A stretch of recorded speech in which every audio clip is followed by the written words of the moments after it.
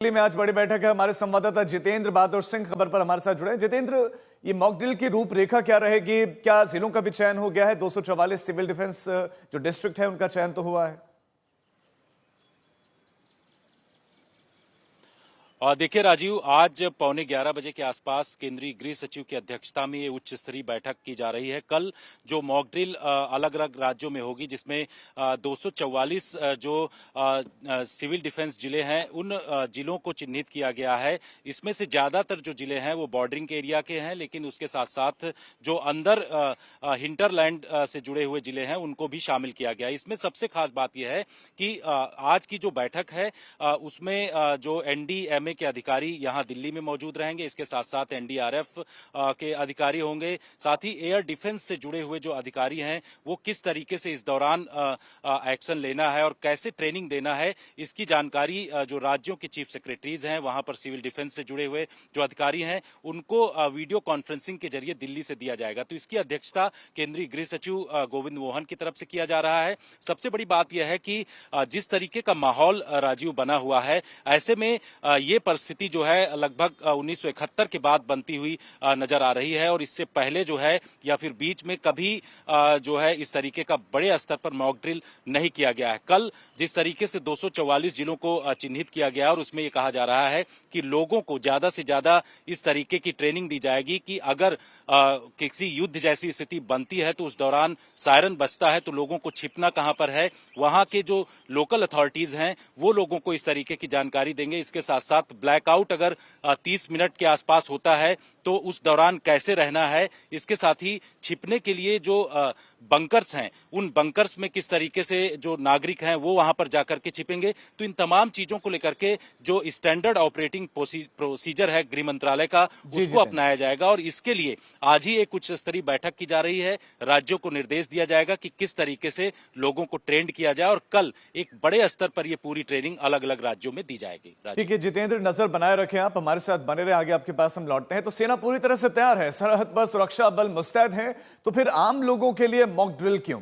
NDRF के पूर्व DIG SS Guleria से यही सवाल हमने पूछा, उनका जवाब क्या था आपको सुनाते हैं। इस वक्त हमारे देश के जो नागरिक हैं उनको भी पूरी तरह से तैयार रहना होगा, क्योंकि जो भारत और पाकिस्तान के बीच में जो हालात हैं उसके हिसाब से इस देश के हर नागरिक की ये जिम्मेवारी बनती है कि वो अपनी सुरक्षा के लिए तैयारी करे, प्लान करे। और ये जो मॉक ड्रिल है, ये अभ्यास जो है वो सरकार की तरफ से इनिशिएटिव लिया जा रहा है। हमारे टीवी चैनल की तरफ से ये बहुत अच्छा इनिशिएटिव लिया जा रहा है कि हम लोगों को सेंसिटाइज करें कि उनको क्या तैयारी करनी होगी। मॉक ड्रिल किसी इमरजेंसी के आने से पहले की वो तैयारी की जाती है कि हम जब इमरजेंसी आए तो हम अपने आप को पूर्णतया तैयार कर सकें।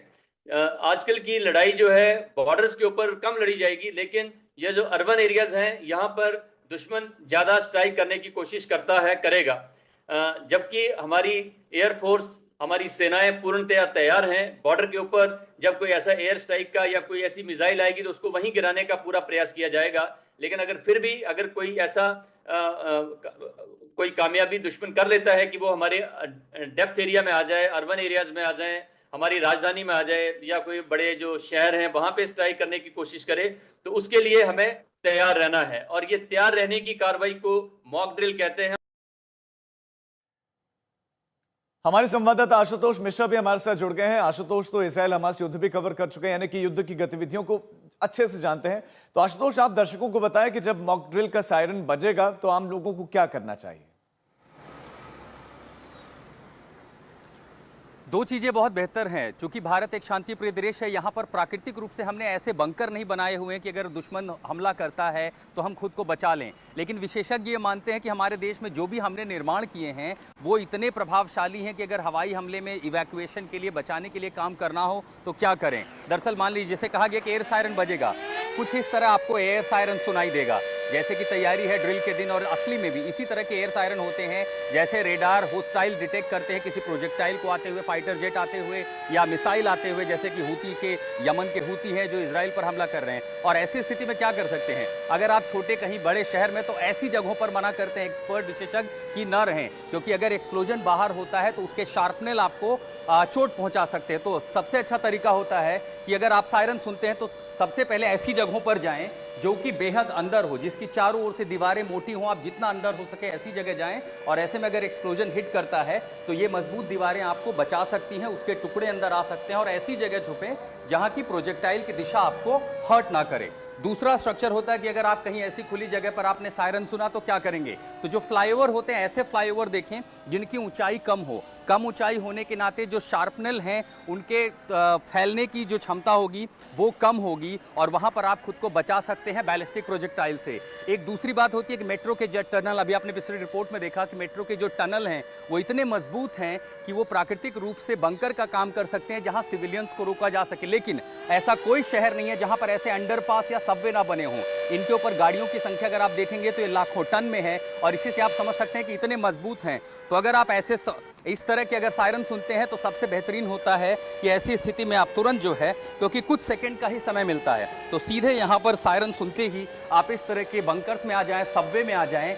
यहाँ पर आप सुरक्षित हो सकते हैं, और जब तक कि सायरन बंद ना हो जाए, खतरा टल ना जाए, ऐसी जगहों पर इवैक्यूएशन किया जा सकता है। चाहे यूक्रेन हो, इजराइल हो, ऐसी जगहों पर जब एयर सायरन रेट सुनाई देती है तो तुरंत नागरिकों को ऐसी जगहों पर ले जाया जाता था। वो यहाँ रुकते थे और कई बार लंबे समय तक रुकते थे। ये तैयारियां इसलिए भी जरूरी होती हैं, विशेषज्ञ मानते हैं कि अगर, चूंकि ऐसा पहले भारत में नहीं हुआ, लेकिन अगर आपको इवैक्यूएशन कराना है, सिविलियंस को बचाना है, तो ऐसे कौन से इंफ्रास्ट्रक्चर है जो मजबूत हैं। कई लोग ये भी होंगे, सोचते होंगे कि अगर ऊंची इमारतों पर हमला होता है तो क्या करें। अगर आपके चारों ओर कांच की खिड़कियां हैं, उनसे दूर रहें। ऐसी जगहों को चुनें जिसके चारों ओर दीवारें हों। और ऐसे में देखिए, बहुत मामूली बात है कि घर के जो शौचालय होते हैं वो चारों ओर से कंक्रीट दीवारों से लैस होते हैं। वो इलाका महफूज हो सकता है, चूंकि वो घर के अंदर भी होते हैं। आप इन चीजों से बच सकते हैं। तो कुल मिलाकर के जो तैयारियां हैं हमारी मॉक ड्रिल की, उस ड्रिल में सायरन के अलावा civil defence, NDRF, SDRF, NCC, scout guide, इनकी मदद ली जाएगी कि अगर बचता है तो सबसे बड़ी चुनौती होती है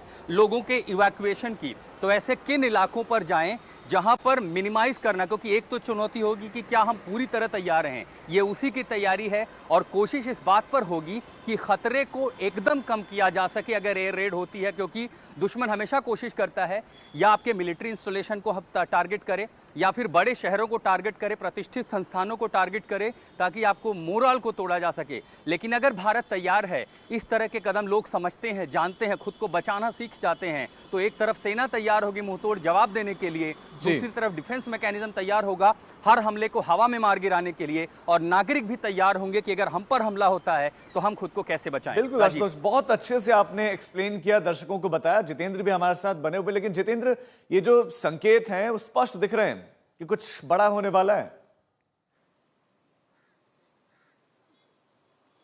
देखिए राजीव, पिछले कुछ दिनों से लगातार हम इस जगह को फॉलो कर रहे हैं, चाहे वो गृह मंत्रालय हो, इसके साथ साथ पीएमओ प्रधानमंत्री निवास हो, इन तमाम जगहों पर जिस तरीके से बैठकें चल रही हैं उच्च स्तरीय। कल भी हमने देखा कि प्रधानमंत्री यहाँ पर आए, प्रधानमंत्री कार्यालय, और यहाँ पर एनएसए अजीत डोभाल से उनकी बैठक हुई। इसके साथ साथ केंद्रीय गृह सचिव के साथ भी उनकी बैठक हुई। तो ये तमाम चीजें इस ओर निर्देशित कर रही हैं, इस ओर इशारा कर रही हैं कि कुछ बड़ा होने वाला है, क्योंकि जो स्थिति बनी है पहलगाम हमले के बाद, हमने देखा कि भारत जो है लगातार इस चीज को लेकर के कंडेम करता रहा, और भारत के तमाम जो बड़े नेता हैं, चाहे प्रधानमंत्री हो, गृह मंत्री हो, रक्षा मंत्री हो, इनकी तरफ से जो बयान दिए गए हैं, उन तमाम संकेतों से ये अनुमान लगाया जा सकता है कि कुछ बड़ा होने वाला, क्योंकि जिस तरीके की तैयारी चल रही है, जिस तरीके के राज्यों को सिविल डिफेंस के जो स्टेट्स से जुड़े हुए 244 जिले हैं, इन जिलों को जिस तरीके का निर्देश दिया गया और ये कहा गया कि पूरी कंप्लीट मॉक ड्रिल किया जाए और इसमें किसी भी तरीके की कोताही नहीं होनी चाहिए। तो कल की मॉक ड्रिल के बाद ये पता चलेगा कि आगे किस तरीके का कदम जो भारत सरकार की तरफ से वो बढ़ाने वाले। लेकिन तैयारियों को लेकर के अगर बात करें तो इसमें एक बड़े स्तर पर सभी राज्यों को निर्देश दिए गए हैं। आज केंद्रीय गृह सचिव बैठक कर रहे हैं और इस बैठक में वो एसओपीज बताए जाएंगे, वो स्टैंडर्ड ऑपरेटिंग प्रोसीजर बताए जाएंगे, जिसमें किस तरीके से लोगों को छिपना है, किस तरीके से कहाँ नागरिकों को यानी रहना कि है और बिल्कुल जितेंद्र, blackout भारत कैसे अपनी करना है, तैयारियां तमाम कर रहा चीजों है, की तैयारियों को परख भी रहा है। जितेंद्र, आपका और आशुतोष आपका शुक्रिया इस जानकारी के लिए।